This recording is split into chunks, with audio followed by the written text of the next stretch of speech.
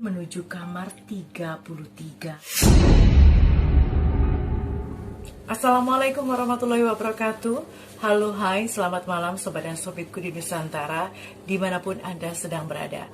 Senang sekali di kesempatan hari ini Budi Mei kembali hadir menjumpai Anda di satu-satunya channel yang menyuguhkan tentang segala bentuk ekspresi bebas tapi tetap terbatas. Bebas ekspresi, bebas reaksi.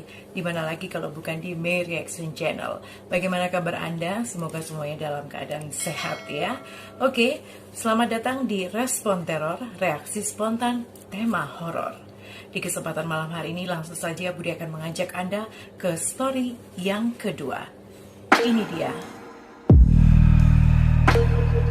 Sore itu Hilmi mengemudikan mobilnya santai saja sambil sesekali tertawa mendengar cerita kocak dari Wawan, teman sekantornya yang sama-sama ditugaskan untuk mengikuti diklat dari instansi mereka di luar kota. Mereka sudah memutuskan tidak menggunakan fasilitas yang diberikan dari kantor untuk memilih penginapan selama 3 hari itu, dan lebih suka menginap di tempat yang biasa saja biar lebih ngirit.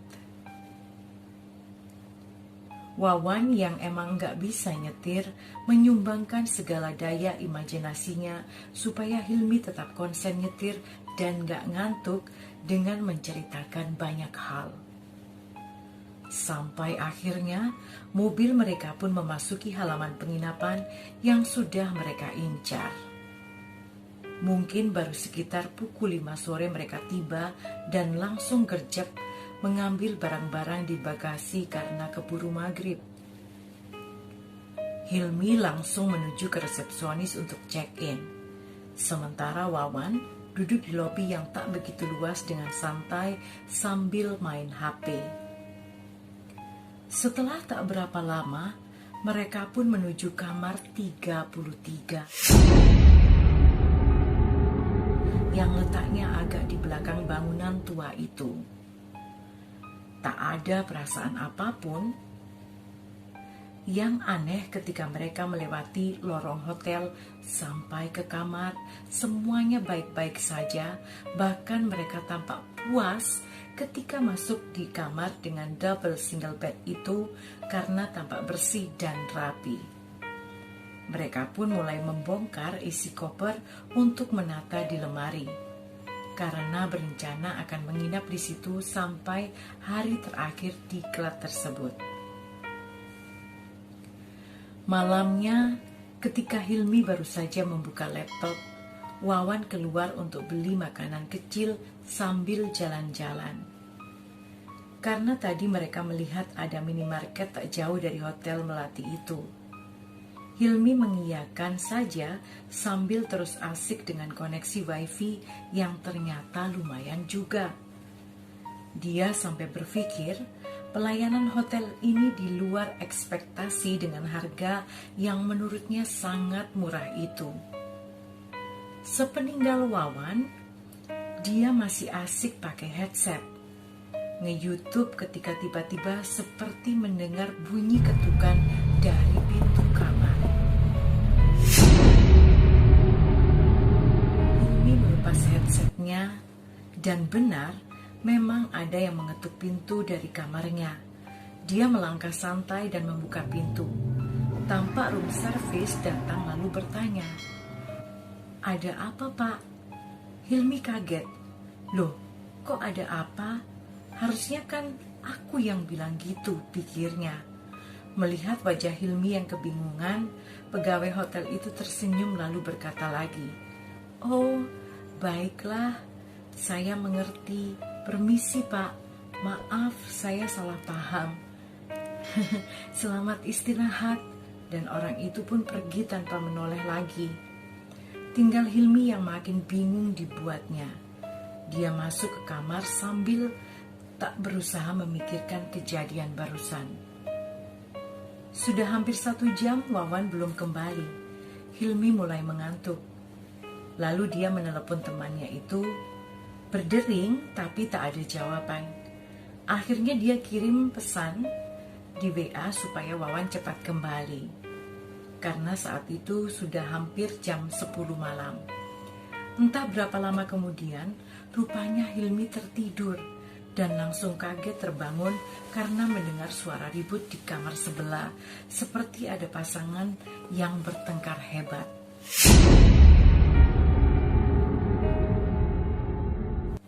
Dia melirik jam, sudah jam 12 lewat. Wawan belum juga kembali. Ah, kemana si tukang molor itu, pikirnya.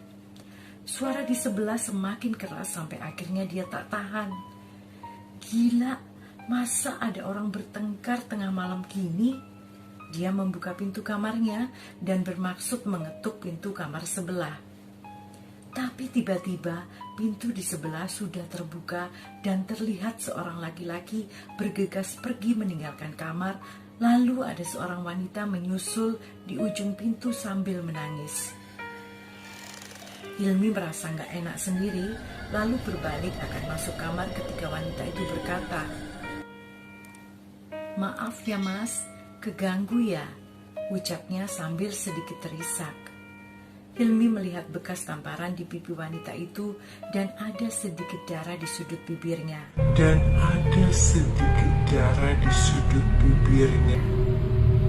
Ia merasa kasihan sebenarnya, tapi ya bukan urusannya juga. Akhirnya dia cuma menjawab, "Gak apa-apa kok mbak, mbak baik-baik saja." Wanita itu tersenyum lalu mengangguk. Kemudian masuk ke kamarnya. Hilmi masih geleng-geleng. Sayang banget wajah cantik gitu ditampar. Ah, jadi mikir aneh-aneh. Ini penghuni lain di blok ini apa pada gak denger ya hal yang barusan itu? Ah, sudahlah, pikirnya. Akhirnya Hilmi masuk ke kamarnya, lalu dengan berusaha positive thinking, si Wawan pasti ngetuk pintu atau telepon lah nanti kalau dia balik. Duh, main kemana tuh anak? Pikirnya sambil terpejam. Dan tak berapa lama kemudian, ia pun benar-benar terlelap. Keesokan paginya, Wawan tiba-tiba membangunkannya. "Heh, bangun. Ayo gantian kamu yang mandi. Aku sudah rapi ini," katanya. Hilmi kaget. Jam berapa? Balik dia ini?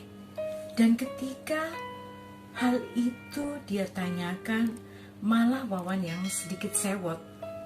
Dia berkata, kalau dia hanya keluar sebentar dan langsung balik ke kamar, tapi Hilmi tak ada. Padahal kamar dalam keadaan terkunci. Akhirnya Wawan meminjam kunci di resepsionis untuk masuk kamar. Wawan juga menjelaskan kalau Hilmi baru saja masuk kamar sekitar tengah malam dan tak menjawab sedikit pun ketika Wawan bertanya dia dari mana. Wawan berpikir kalau Hilmi sedang ada masalah dan tak ingin diganggu. Hilmi bingung dengan penjelasan itu, tapi tak juga bisa berpikir jernih. Ia segera memutuskan mandi dan segera bersiap mengikuti diklat hari pertama. Sebelum berangkat, Hilmi mampir sejenak ke resepsionis dan bertanya, apakah semalam tak ada laporan keributan di blok kamarnya? Resepsionis menjawab, tak ada tamu lain di blok itu selain dia dan Wawan. Hilmi seolah tersedak dan berusaha bersikap biasa saja, dan ketika mereka sudah di dalam mobil, Hilmi pun berkata, "Bro, kayaknya nanti kita segera cabut dan pindah hotel saja deh." Nah, itu tadi cerita dari Bude, original story dari tim Mi Reaction. Jadi ceritanya kok kebetulan banget dan malam hari ini Bude memang lagi stay di hotel. Mudah-mudahan terhibur. Bagaimana kesimpulannya menurut Anda? Baiklah sobat dan sobatku di Nusantara, demikian tadi story respon teror, reaksi spontan tema horor yang kedua berarti ya. Jangan lupa selalu tunggu setiap hari Kamis malam Jumat akan selalu hadir di hadapan Anda atau di layar Anda. Baiklah, bagaimana kesimpulannya menurut Anda? Bude tunggu ya di komentar ya.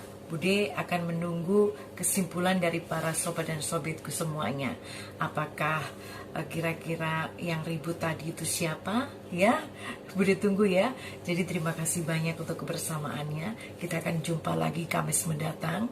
Jangan lupa subscribe. Kalau Anda suka bisa di like, komen, dan juga share video ini ya. Selalu jaga kesehatan. Terima kasih. Wassalamualaikum warahmatullahi wabarakatuh. Sampai jumpa.